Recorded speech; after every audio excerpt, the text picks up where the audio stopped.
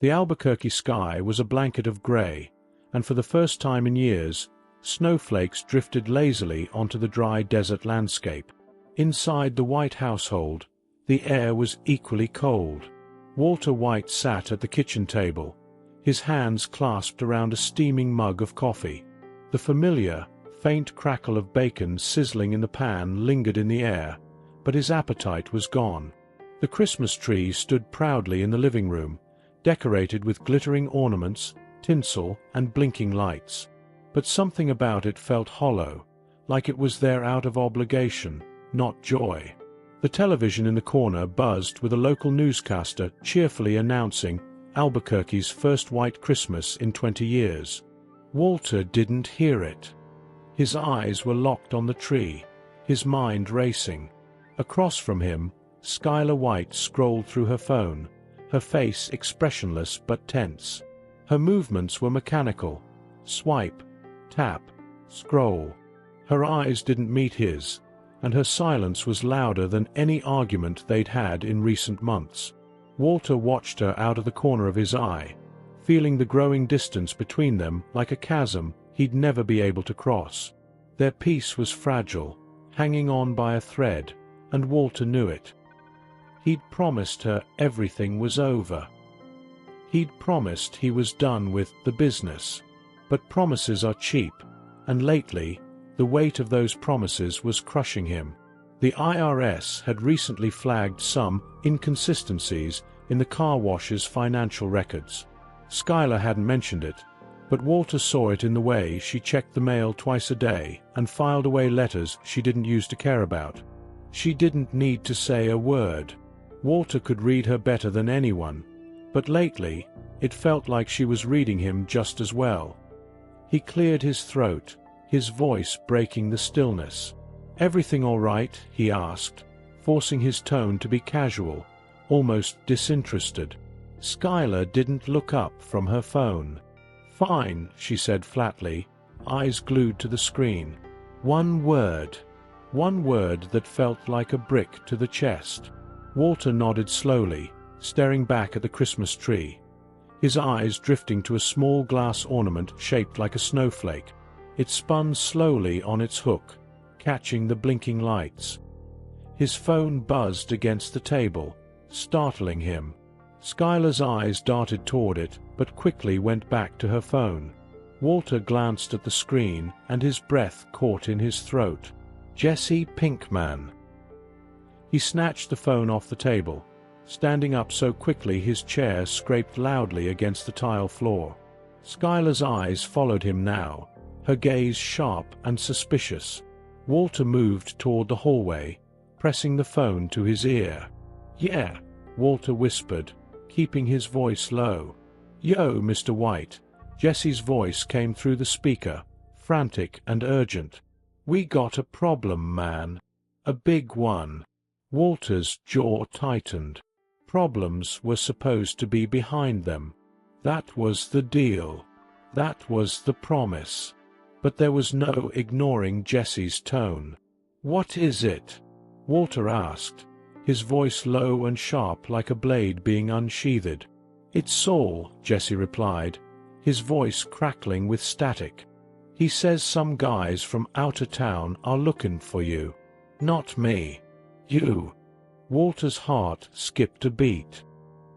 He stepped further into the hallway, out of sight from Skylar. His grip on the phone tightened. "What guys?" he demanded, his voice colder now.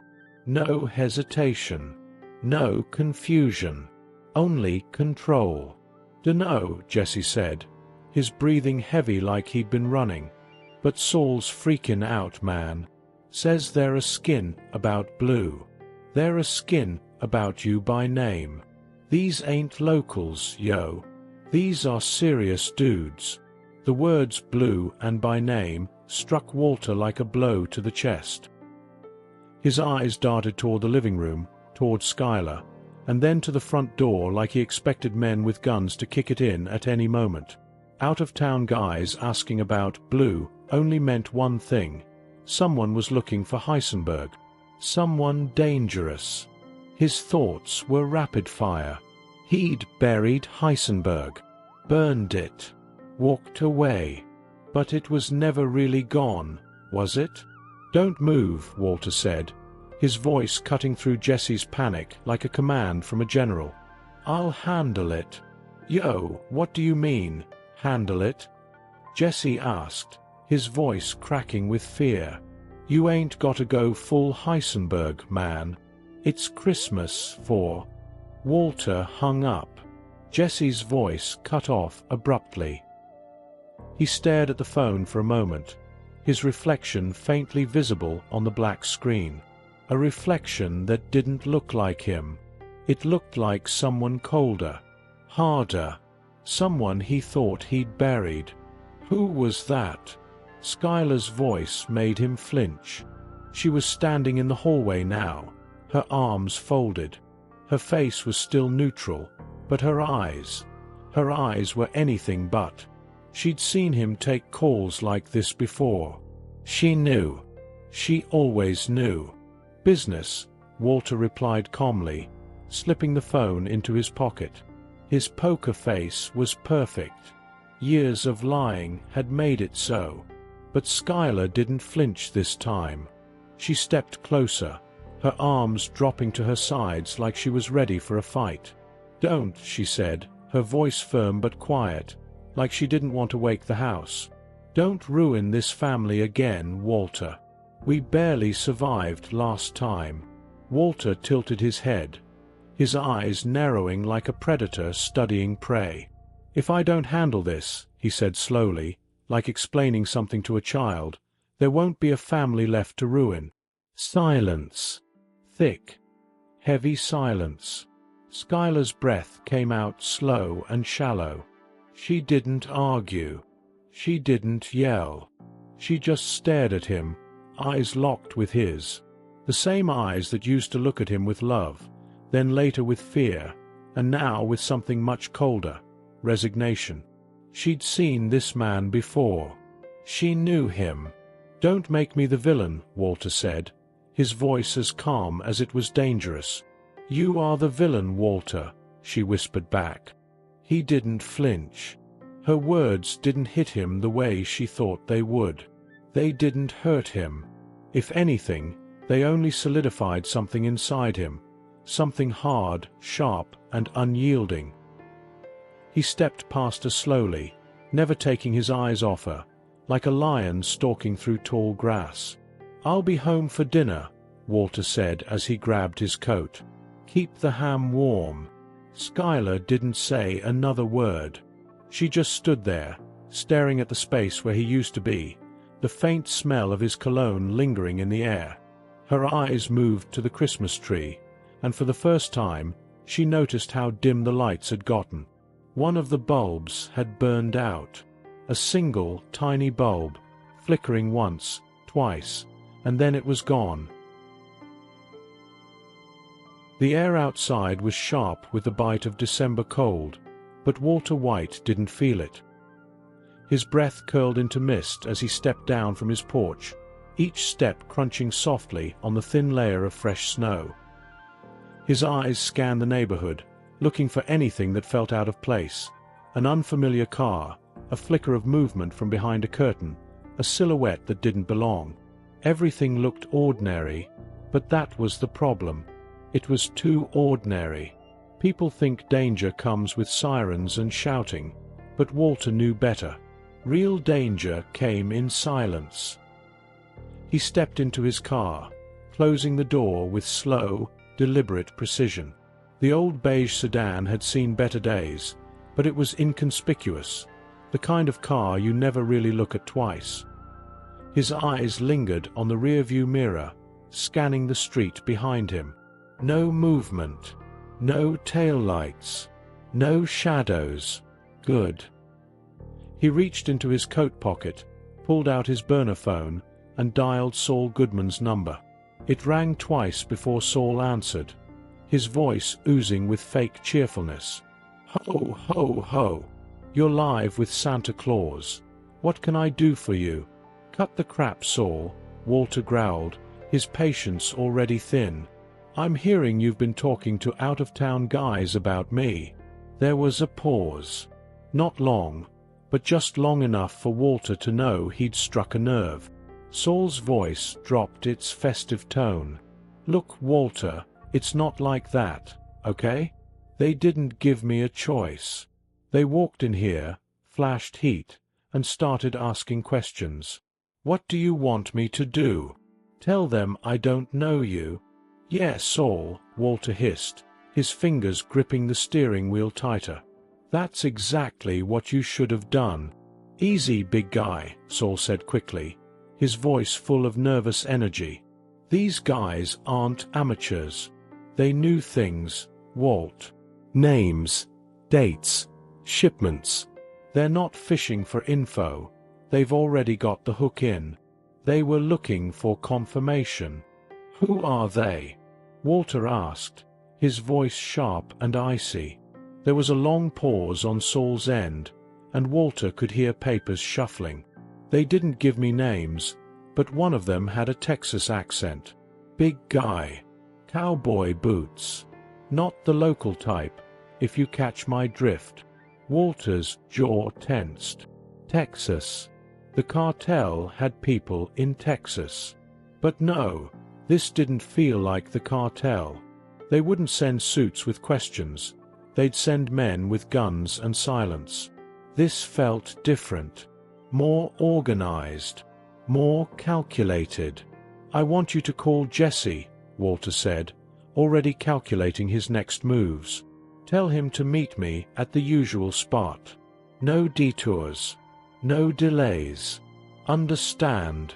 Yeah, sure," Saul muttered, his tone annoyed but obedient. "You gonna be jolly old Saint Nick for this one, or are we talking full Heisenberg?" Walter didn't answer. He hung up. The car sat in silence for a moment, the only sound the faint hum of the heater. His eyes drifted to the dashboard where a small green tree-shaped air freshener swung gently from the rearview mirror. For a moment, he just watched it sway back and forth, like a pendulum marking the countdown to something inevitable. He pulled away from the curb. The usual spot was a dark alley behind a boarded-up laundromat, the kind of place that looks bad in daylight and even worse at night. Snowflakes spun in the air, catching in the faint glow of a nearby streetlight. Walter parked at the far end, headlights off, and waited. The city hummed faintly in the background. Distant sirens, the low growl of engines, the soft rumble of tires on snow-covered pavement. His eyes scanned the alley. No footprints. No fresh tire marks. Good.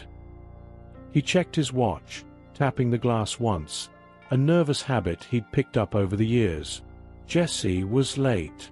Of course he's late. He always was. Minutes passed. Walter's patience thinned. Then, finally, the low growl of an approaching car echoed off the brick walls. Jesse's old red Toyota pulled into view, headlights off. It stopped halfway down the alley, engine running. Walter could see Jesse's face, half lit by the dashboard glow. His hoodie was up, and he sat stiffly in the driver's seat, like he was expecting to get jumped. Walter got out of his car and approached slowly, hands in his coat pockets. Jesse rolled down his window just a crack. "Yo, man, I don't like this," Jesse said, leaning forward slightly. His eyes darted around like a man waiting for shadows to move. "This don't feel right, Mr. White."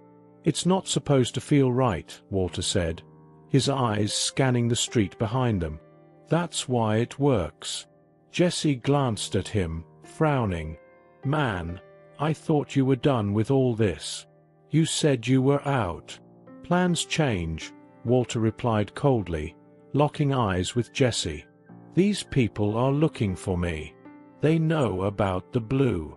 You want them knocking on your door next." Jesse's jaw clenched. "I didn't sign up for this, yo. I'm done being your sidekick. I'm not Robin, man." Walter tilted his head slightly, his gaze unblinking. "You think you get to walk away from this, Jesse? After everything we did. There's no walking away." They stood in silence, snowflakes falling softly between them. After a long pause, Jesse sighed, rubbing his hands together. "So what's the plan, genius?" Walter stepped closer, leaning in. His breath fogged in the cold air as he spoke. "First, we find out who they are. Then, we make sure they never ask questions again." Jesse's face twisted with doubt. "You mean, like, take them out?" Walter didn't answer. He didn't need to. His eyes had already answered for him. Later that night, Walter stood in his garage, alone. The single light above him buzzed faintly, flickering every so often like it was on its last leg. The smell of gasoline and old rubber filled the air. He stood over a blue plastic tub, the kind you store Christmas decorations in, but this one wasn't for tinsel or ornaments. His hands moved methodically, placing items inside one by one. Latex gloves, a box cutter, a small cordless drill, a bag of zip ties. All ordinary things you could find at any hardware store, but together they told a much darker story. He zipped up a black duffel bag, his fingers moving with mechanical precision. No hesitation, no doubt. Each motion was clean, sharp, calculated. He wasn't Walter White right now. He wasn't a father, or a husband, or a high school chemistry teacher. He was something more, something worse. Heisenberg. His eyes shifted to the far corner of the garage where an old cardboard box sat marked, "Smaz Lights," in Skylar's handwriting. For a brief second, he just stared at it. He could hear her voice in his head. "Can you grab the lights from the garage, Walt? The kids want them up tonight." But that wasn't going to happen. Not tonight. His phone buzzed in his coat pocket. He pulled it out, checked the number, and saw it was a blocked call. He stared at it for a moment, then answered. "Yeah." A voice on the other end spoke softly but firmly. A voice he didn't recognize. "Hope you're ready for Christmas, Heisenberg," the man said, his words slow, deliberate, and calm. "Because Santa's coming early this year." The line went dead.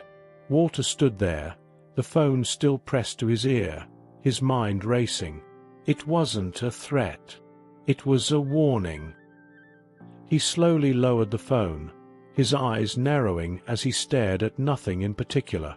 If Santa was coming early this year, Walter White would be ready. The hum of the fluorescent lights in the Los Polos Hermanos kitchen was soft but constant, like the background static of an old TV.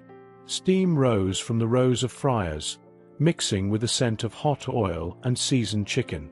Gustavo Fring stood at the far end of the kitchen, dressed in his spotless yellow uniform, clipboard in hand. His face was a mask of calm control, his every movement precise and deliberate. But his eyes were locked on the security monitor mounted in the corner. On the screen, he watched Walter White pull into the alley behind the restaurant. No hesitation, no uncertainty. Heisenberg had arrived. One of his employees approached him, nervously adjusting his cap. "Mr. Fring, the Friars are acting up again. Should I?" "Take care of it," Gus said quietly, never looking away from the screen. His voice was calm but carried an unmistakable weight of authority. The employee nodded quickly and disappeared, his eyes darting to the screen as he left. Walter stepped out of his car, scanning the alley as he moved toward the back entrance. Snow swirled gently around him, the cold seeping into his coat. His breath fogged the air as he knocked 3 times on the metal door. His eyes never stopped moving. He wasn't just checking for danger. He was expecting it. Gus watched him for a moment longer before turning and walking toward the back. Each step was slow and deliberate. No rush. No panic. If Heisenberg was here unannounced, it was for one of two reasons: desperation or control. Both were dangerous. The metal door buzzed, and Walter stepped inside, his face as still as stone. His coat dripped with melted snow, and his hands stayed buried in his pockets. His eyes met Gus's, and for a moment, neither of them spoke. "Mr. White," Gus said, offering a slight nod. "Unusual of you to visit without notice. Is everything all right?" "Cut the act, Gus," Walter replied, his tone low but firm. "I know you've heard." Gus tilted his head, his eyes narrowing with curiosity. "Heard what, exactly?" "Out-of-town players. Men asking about Blue," Walter said, taking a step forward. His eyes locked onto Gus's with the intensity of a predator. "They're looking for me. That makes it our problem." Gus's face didn't change, but his silence was telling. He glanced at Victor, his trusted enforcer, who stood a few feet away near the industrial sink. Victor gave a small, nearly imperceptible nod. He'd heard it too. "They're from Texas," Walter continued, his eyes narrowing. "Not cartel. Something else." "That is unfortunate," Gus said quietly, his eyes shifting to the floor like he was calculating something only he understood, but not entirely unexpected. He looked up again, his gaze sharp now. "Focused. Have they made contact with you directly?" Walter hesitated. His fingers twitched in his coat pocket, brushing against the cool metal of the box cutter he'd brought. "Yes," he admitted. "A blocked call. They know my name. They know who I am. And yet you came here," Gus replied, stepping forward slowly. "Not to your home. Not to Saul. Here." He stopped just a foot away from Walter. "Why?" Walter stared back at him, his eyes cold as frost. "Because I know how you think, Gus. You've got eyes in every alley and ears in every diner. If anyone knows who they are, it's you." Gus didn't respond immediately. He simply looked at Walter like a man studying a chessboard. "If they're looking for you, it's because they believe you're still a threat," Gus said, his voice slow and precise. "They don't hunt ghosts, Walter. They hunt men." "Then let them hunt," Walter said, his voice like a dagger in the cold air. "We'll see who catches who." Gus's eyes flickered with something close to amusement, but only for a second. He glanced toward Victor.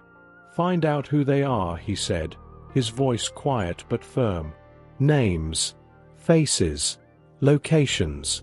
Bring it to me." Victor nodded once and walked out the back door without a word. Later that night, Walter sat alone in his car at a gas station just outside Albuquerque. The station lights buzzed, flickering on and off.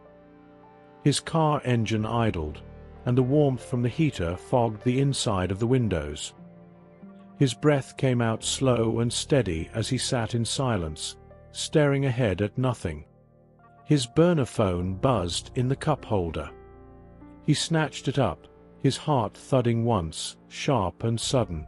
He checked the screen. Blocked call. He glanced around, checking the rearview mirror, then answered it.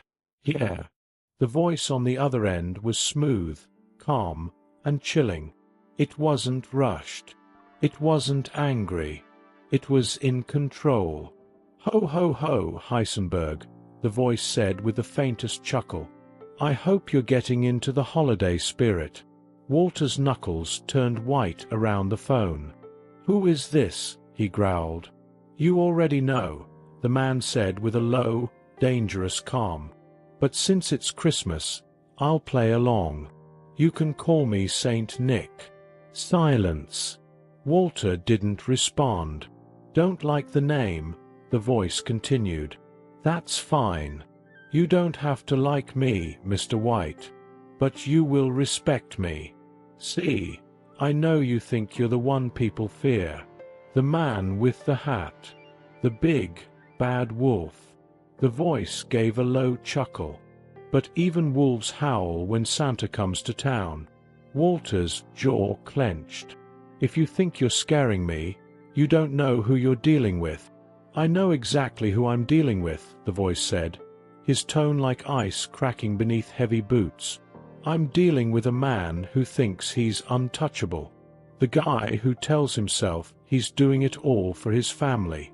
You don't know a thing about me, Walter snapped. Don't I? The voice asked. I know where you live, Walter. I know about your son.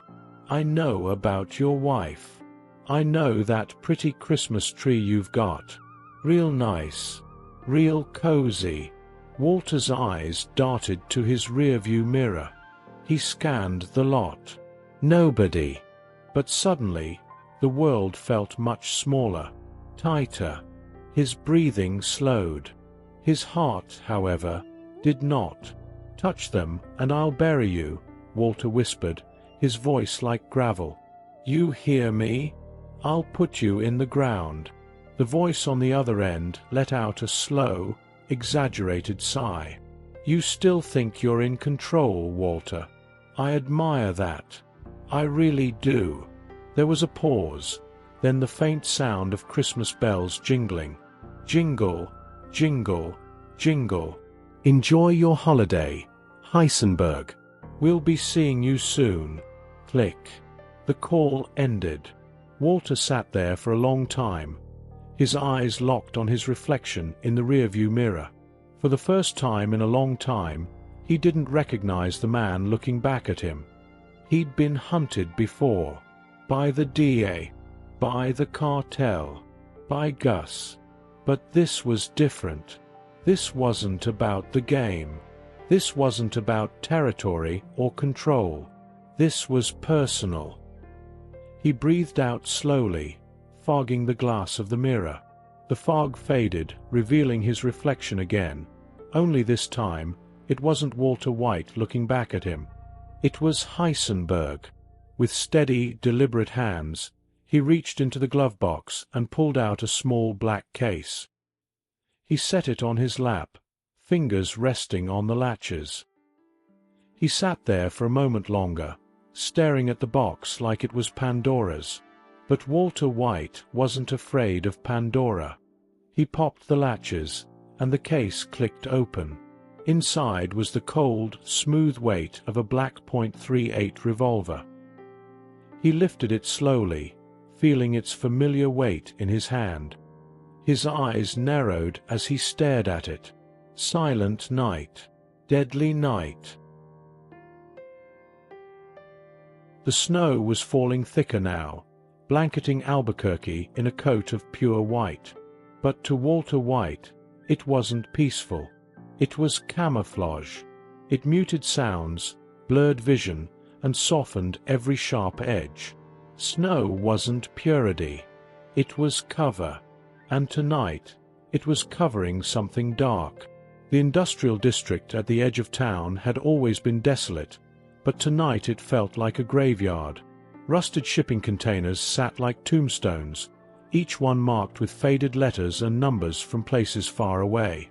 The streetlights flickered on and off, casting long, uneven shadows that danced like ghosts.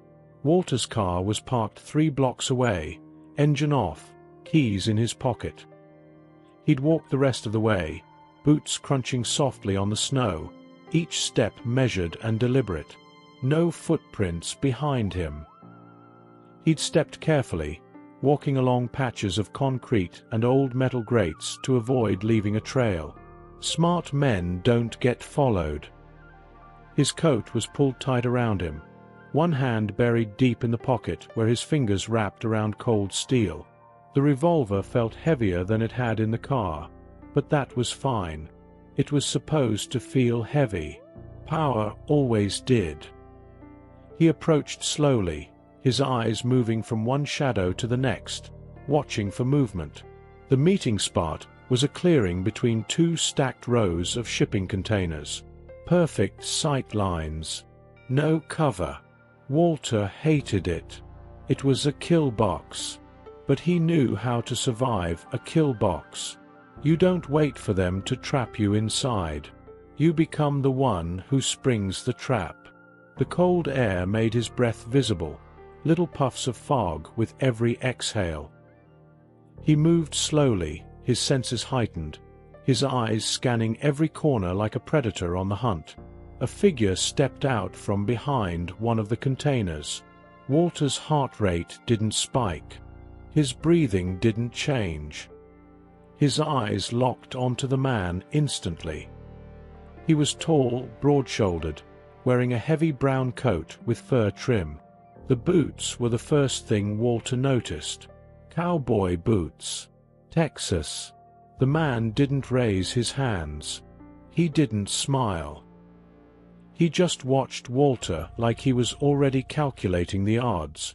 "Well, well," the man said, his voice thick with a southern drawl. He pulled off his glove, one finger at a time, like he had all the time in the world. "If it ain't the ghost of Christmas past." Walter stopped 10 feet away, keeping himself at an angle. Never stand directly in front of a man who might draw on you. His eyes darted behind the man, searching for movement. Never focus on the loud one. It's the quiet ones that kill you. "I'm here," Walter said plainly, his voice as flat as the snow-covered ground. "You wanted me. Now you've got me." The man's grin widened, his teeth sharp and wolfish. "Ain't that just a holiday miracle?" he said, tossing his gloves aside. "I figured you'd send one of your little elves. Didn't think you had the guts to come yourself. Is that why you're alone?" Walter asked, his eyes scanning the upper level of the container stacks. He spotted it then, the faint glow of a cigarette tip, barely visible in the shadowed corner. He didn't look at it directly, didn't give it away. But now he knew. He wasn't dealing with one man. He was dealing with 3.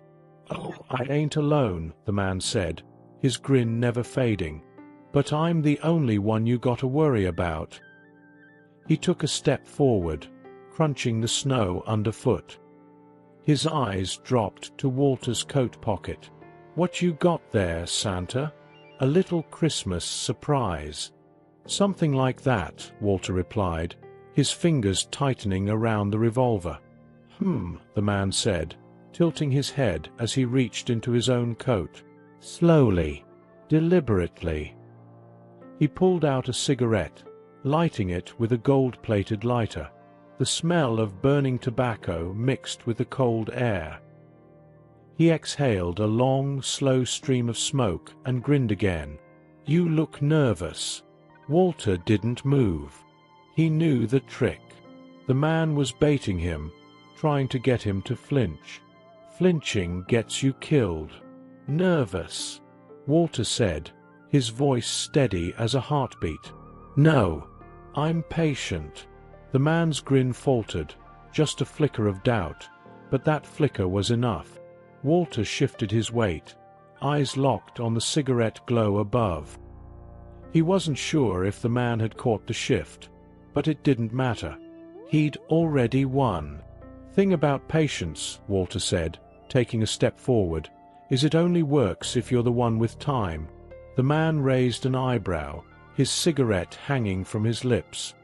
"Oh, you got all the time in the world, huh?"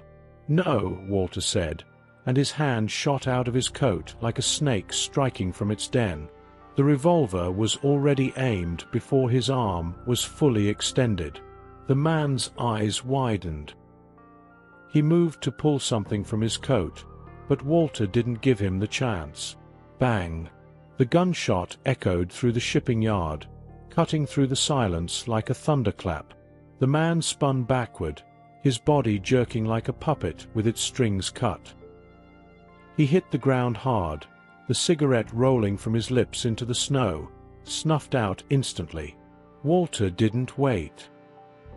He ducked behind one of the containers, his back pressed against the cold metal, eyes scanning the upper levels. They're going to move now. Fast. He counted to 3. There was a shuffle of movement to his left. The glow of the cigarette tip was gone. Bang, bang, bang. 3 shots rang out, bullets sparking off the container next to him. They weren't aiming.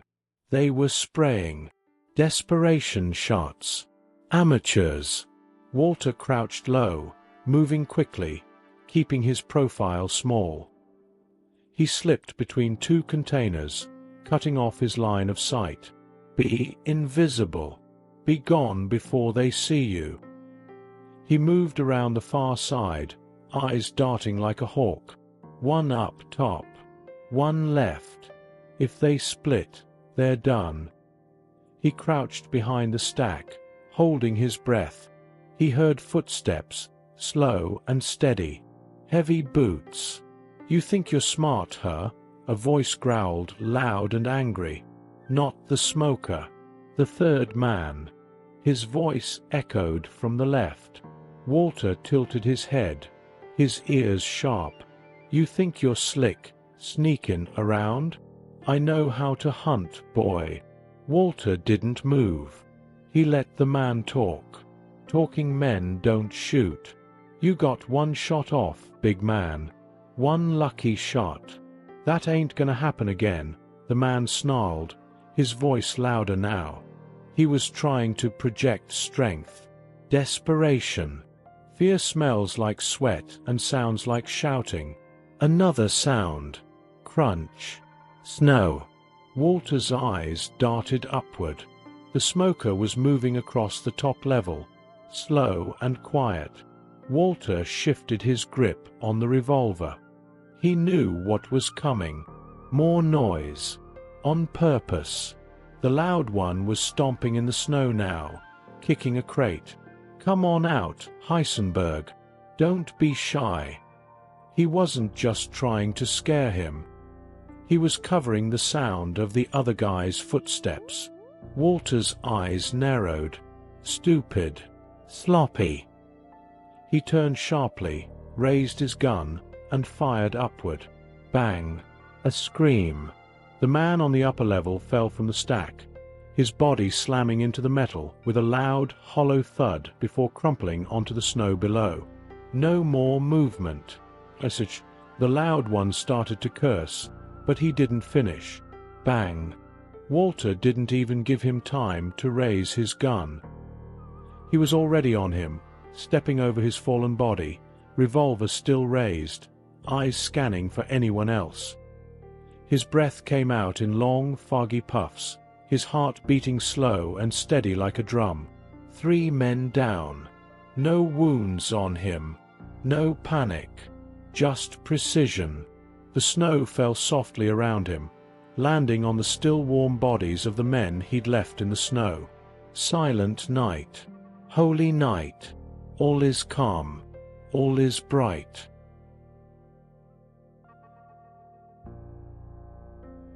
Back at the White household, the only sounds were the faint hum of the refrigerator and the rhythmic click-click-click of Skylar's nails tapping against the kitchen countertop. She sat at the kitchen table, still scrolling through her phone, though her eyes weren't really on the screen. Her gaze flickered to the clock on the wall. 9:47 p.m. Walter had been gone for hours. The Christmas tree lights blinked on and off in the living room, casting soft flashes of red, green, and blue against the white walls. It was supposed to be warm and cozy. It was supposed to feel like home. But every flicker felt like a warning light, flashing danger over and over again. Skylar's jaw tightened as she glanced at her phone. No new messages. No calls. Her mind wandered to the safe in the bedroom closet, the one Walter had insisted they keep for emergencies. She hated that safe. Hated knowing it was full of cash that didn't come from car washes. But tonight, she found herself wondering if she should check it.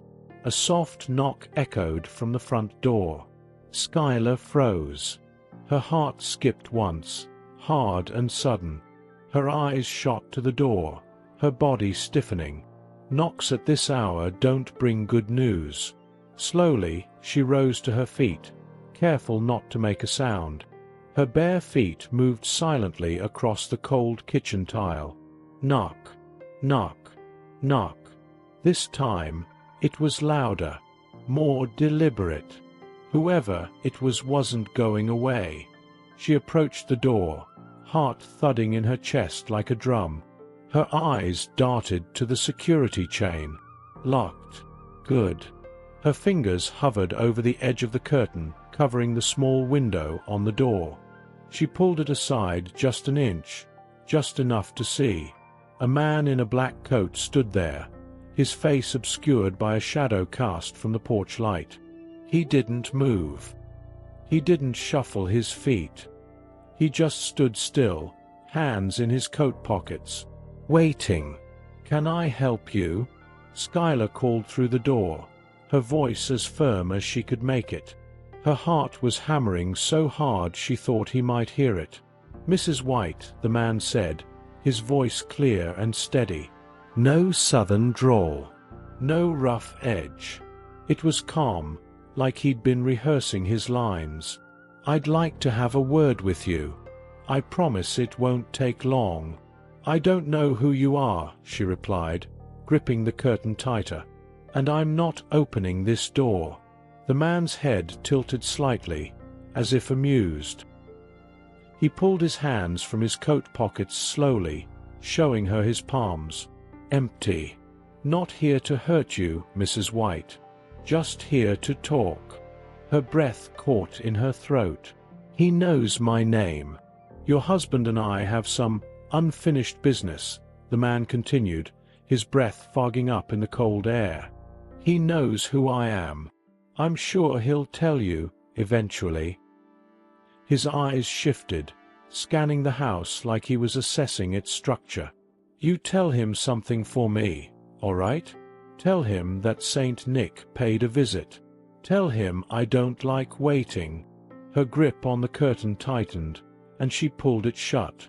She backed away from the door, slowly, her eyes never leaving it. Her breathing had become shallow. "Don't panic. Don't panic. He's just trying to scare you. Knock, knock, knock." Her head jerked toward the door, her breath caught in her chest.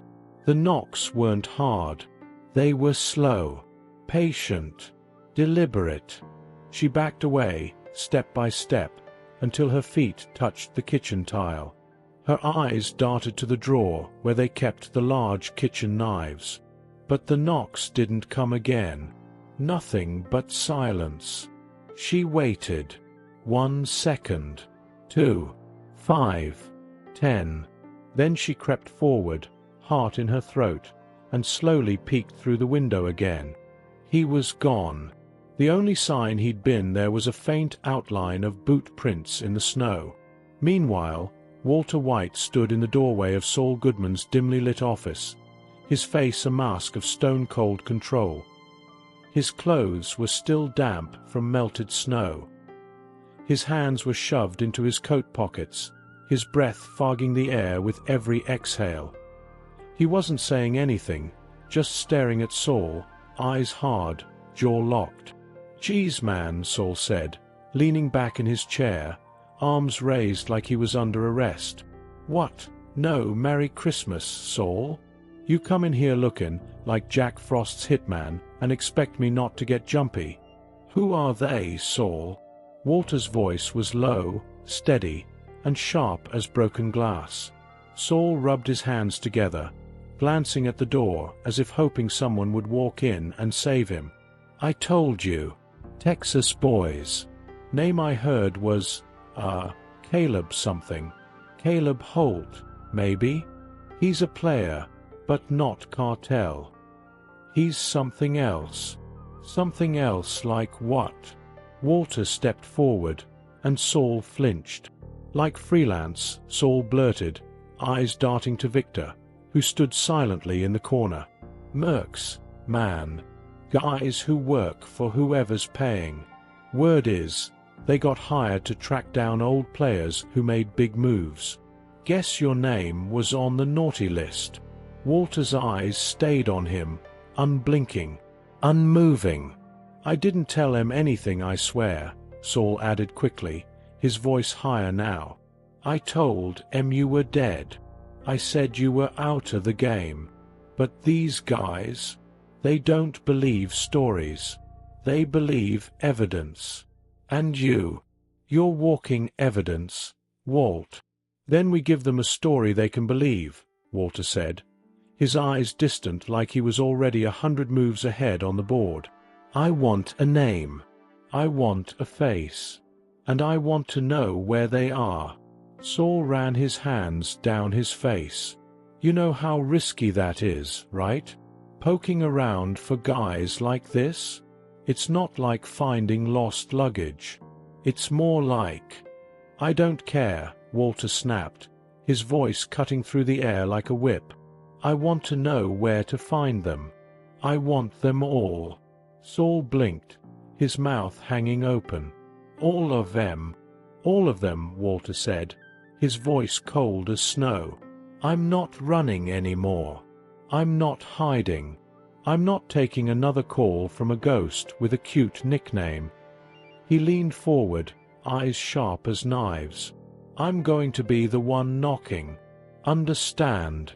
That night, Skylar sat at the kitchen table, staring at the lock on the front door. She'd been there for hours. Her eyes were tired, her fingers tapping against a mug of tea, now cold. She glanced at the clock. 2:13 a.m. Walter wasn't home. Her phone buzzed on the table. She grabbed it quickly, her breath hitching in her throat. But it wasn't Walter.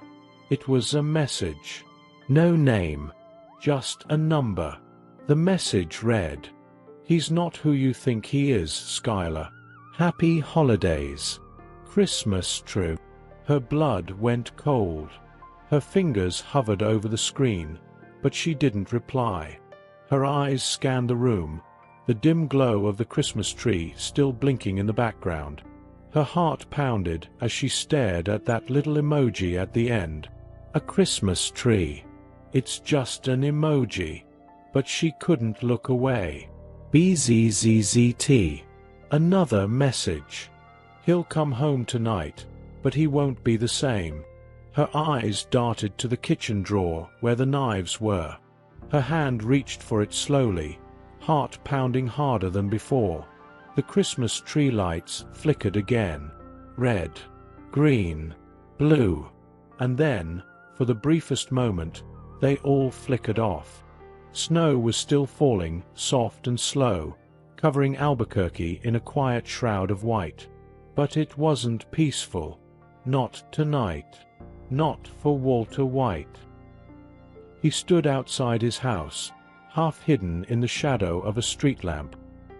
His breath came out in short, shallow bursts, clouds of fog that dissolved in the icy air. His coat hung loose around his shoulders, stained at the cuffs from melted snow and flecks of dirt. He could see his house from here, the warm glow of the living room lights flickering softly through the curtains. Through the window, he saw Skylar sitting at the kitchen table, still awake. Her face was turned away, focused on something in front of her. Maybe her phone. Maybe the door. Maybe him. Walter clenched his jaw, his fingers flexing inside his coat pockets. His hand grazed the cold grip of the revolver still tucked into the lining. He hadn't planned to use it tonight. But plans were fragile. Plans break. People break. He scanned the street. Empty. Silent. Too silent. Snow muffled everything, but something about this silence felt wrong. No distant cars. No barking dogs. No wind. Just stillness. Then he saw it. A figure. Far down the street. A man leaning against a black SUV parked under a busted streetlight. He wasn't trying to hide. He wasn't blending in. He was waiting. Walter's eyes locked onto him like a predator spotting its prey. Fur-lined coat. Cowboy boots. Caleb Holt. Their eyes met. Caleb raised his hand slowly, fingers spread wide like a friendly wave. But Walter knew what it was. It wasn't a wave. It was a reminder. I see you. I see everything. Walter took a slow, steady breath. His mind was already calculating. Range. Position. Exits. Variables. There was no question about it now. No doubt. No paranoia. They were coming. And they weren't going to stop until it was over. He looked back at his house. Skylar. Walter Jr. Holly. Family. He breathed in through his nose, slow and deliberate, like a diver about to plunge into the deep. His eyes shifted back to Caleb, still leaning on the SUV. He wasn't moving. Not yet. Not yet.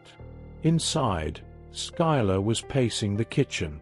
Her phone sat on the table, face down. She kept glancing at it like she expected it to buzz again. Her eyes darted to the front door every few seconds. Her instincts were screaming at her, but she didn't know why. The house was warm, the Christmas tree lights blinked softly, and Holly was asleep in her crib upstairs. Everything was normal, but it didn't feel normal. It felt like something was about to break. She grabbed the kitchen drawer and pulled it open.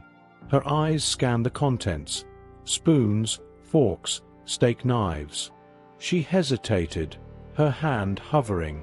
Do it, just in case. Her fingers wrapped around the handle of a knife. Not a big one, but big enough. She closed the drawer slowly. No sound. Quiet. Her eyes darted to the door again. Where are you, Walt? Walter walked toward his house with slow, measured steps. Not too fast. Not too slow. Not enough to draw attention. You don't run. Running means fear. His eyes stayed on Caleb the whole time. He reached the front door, his back to it, his hand reaching behind him for the knob. Caleb stayed by the SUV, still watching. No sudden moves. Walter turned the knob and stepped inside, letting the warmth of the house hit him like a wave.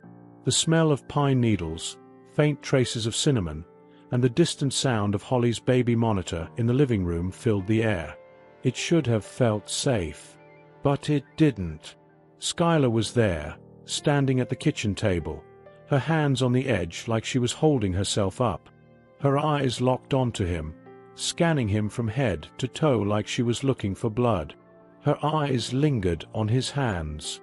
She didn't say a word.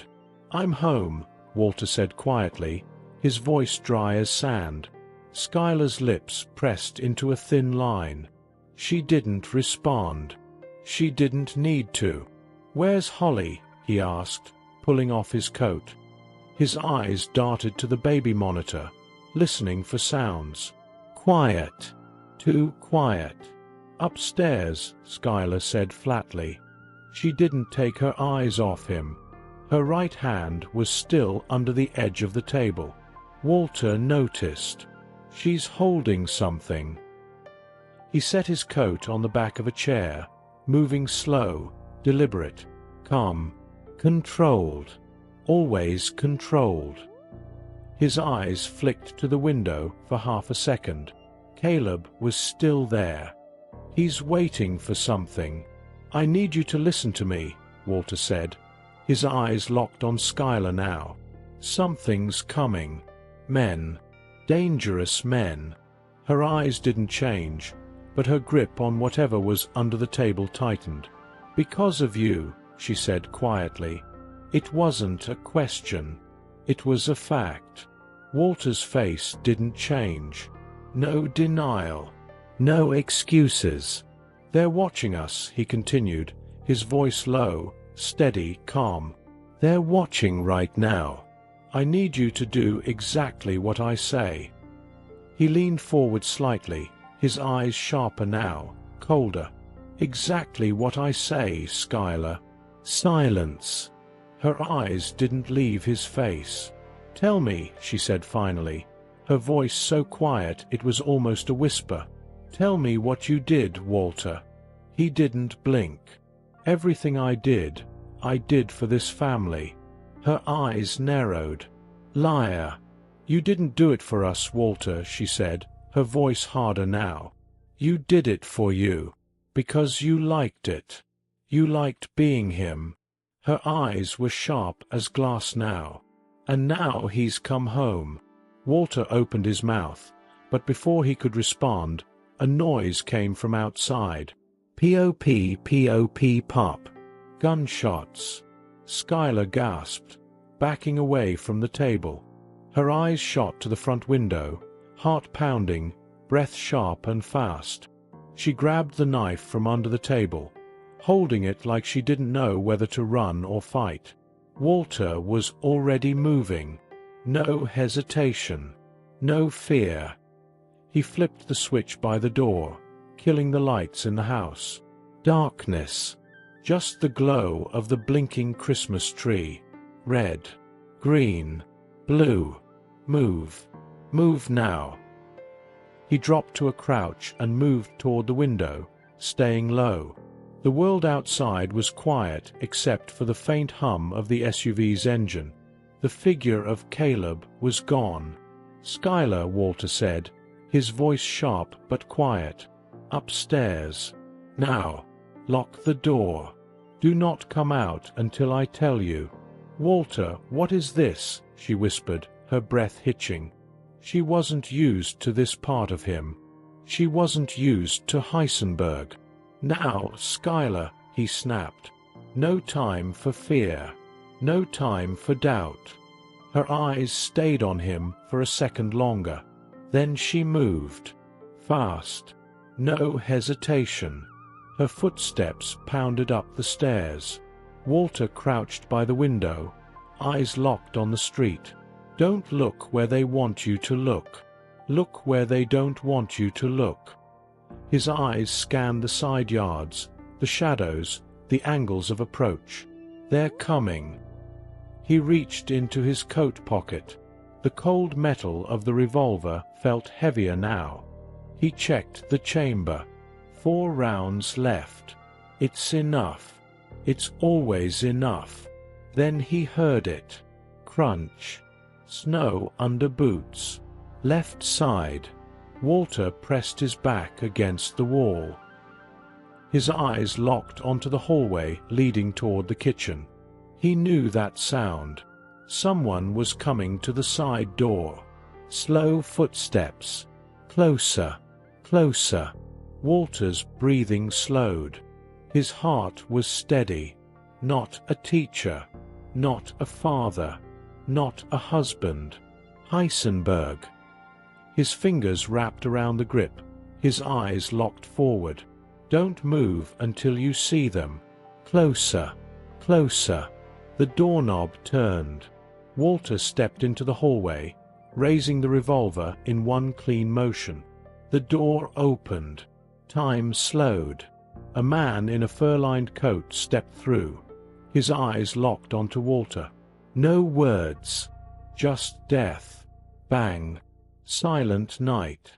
Holy night. Red. Green. Blue. And then it all went dark.